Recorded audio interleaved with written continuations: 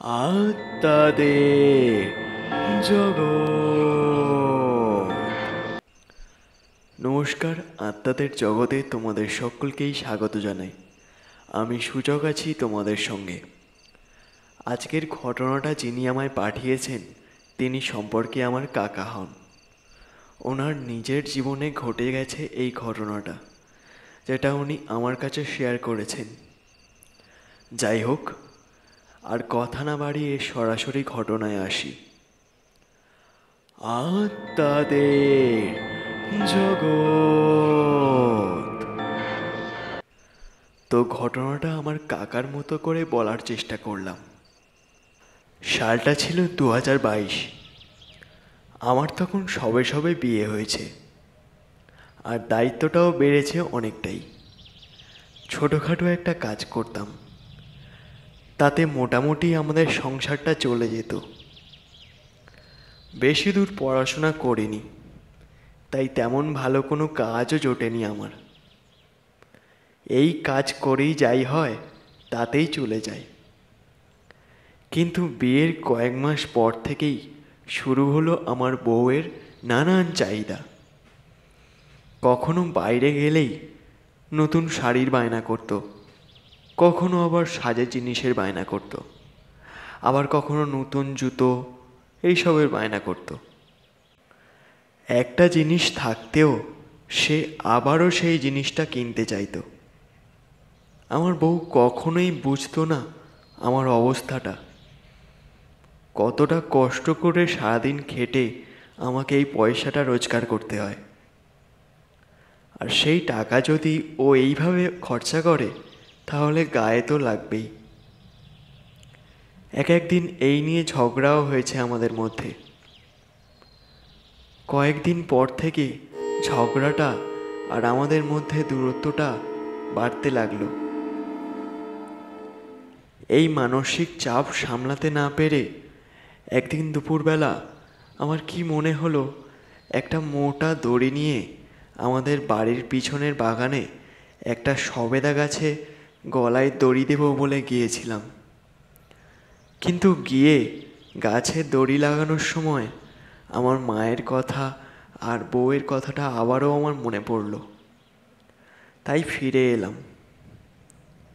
কিন্তু কেই বা জানতো আমার এই কাজের পরিণতি কি হতে চলেছিল।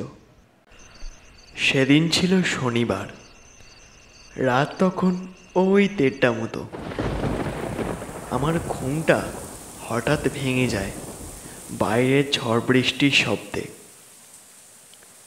হঠাৎ আমার মনে হলো যে আমার পায়ের কাছে অন্ধকারে কেউ দাঁড়িয়ে রয়েছে।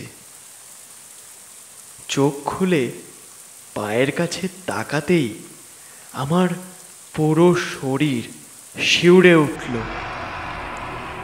যেটা দেখলাম তার জন্য মোটেও প্রস্তুত ছিলাম না। দেখি একটা কালো মানুষের মতো দেখতে অবয়ব দাঁড়িয়ে রয়েছে আমার পায়ের কাছে, যার হাতে একটা ফাঁসির দড়ি।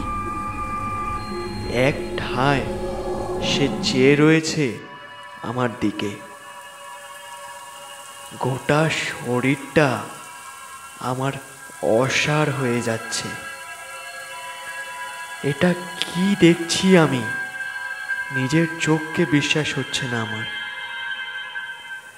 এরপর হঠাৎ সেই অবয়বটা বলে উঠল, কিরে, দড়ি দিবি না? গলায় দড়িটা নে, নে দড়িটা।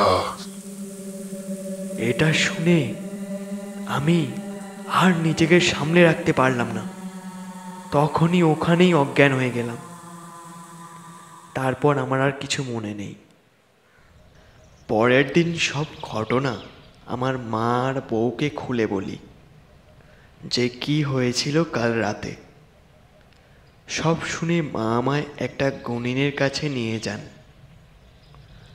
গুনিন আমায় ঝাড়ফুঁক করেন আর একটা তাবিজ দিয়ে বলেন, তুই যে আত্মহত্যা করতে গিয়েছিলিস তারপরে ফিরে এলি, এটা একটা খারাপ আত্মার পছন্দ হয়নি, তাই সেই রাতে ওই আত্মা এসেছিল তোর ঘরে তোকে নিয়ে যেতে।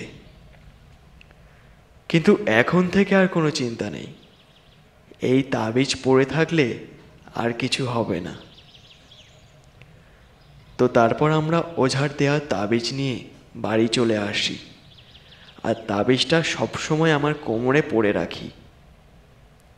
এরপর থেকে আর কোনো সমস্যাই হয়নি আমার। তো এটা ছিল আজকের ঘটনা। ভালো লাগলে অবশ্যই ভিডিওটাকে লাইক, চ্যানেলটাকে সাবস্ক্রাইব, আর ভিডিওটাকে তোমার বন্ধুদের মাঝে শেয়ার করে দিতে ভুলো না। আর তোমাদের কোনো ঘটনা জানা থাকলে অবশ্যই আমায় লিখে পাঠাতে পারো। আমার তোমাদের ঘটনার খুব প্রয়োজন, তাই এই ভিডিওর কমেন্টে আমি আমার জিমেল দিয়ে দিচ্ছি, ওখানে লিখে পাঠিয়ে দিতে পারো তোমাদের ঘটনা। আমি আমার চ্যানেলে তোমাদের ঘটনা পড়ে শোনাবো। তাহলে আজকের মতো এই পর্যন্ত, দেখা হবে নেক্সট কোনো ভিডিওতে। আত্মাদের জগৎ।